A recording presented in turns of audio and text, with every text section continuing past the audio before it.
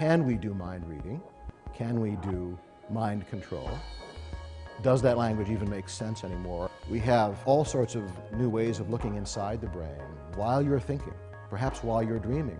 Some scientists have actually been able to create video images. Pretty fuzzy right now, but nonetheless moving in a certain direction with powerful computers. Visual video images of what people's thoughts are while they're having them.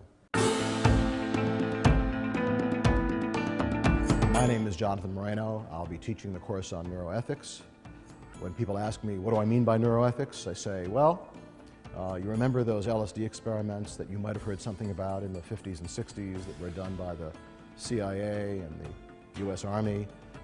Do you remember the psychedelic experience that the country had? It's an example of how much interest there was in the academic world in the late 50s and early 60s in the era of what we might think of as pre-neuroscience. We have a vanishing line between therapy for the brain, for brain disorders, and enhancing the brain, making ourselves better, smarter, we think.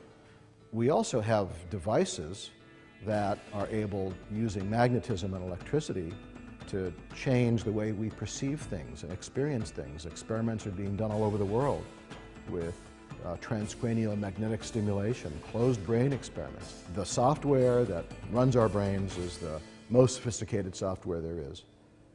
But there are people who believe that we can make it better, that we can understand it more deeply.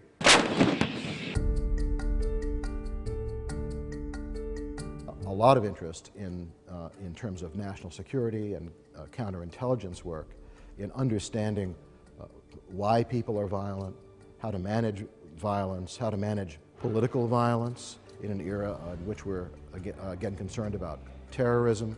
As we expect more and more technology to be part of the craft of the individual warfighter, what effect will it have on them when we strip those technologies away from them and return them to civilian life?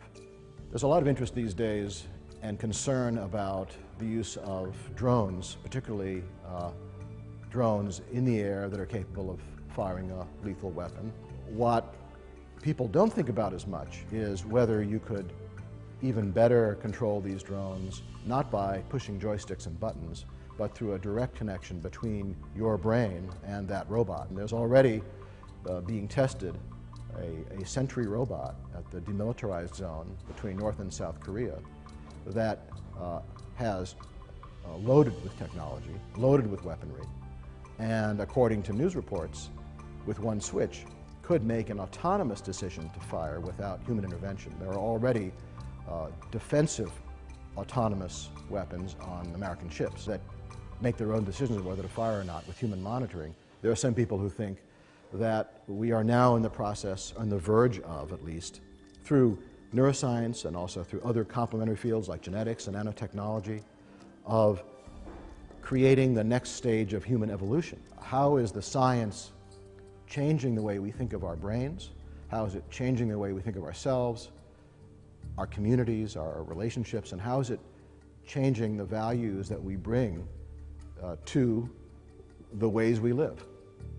Those will be some of the questions that we'll ask in the course on neuroethics.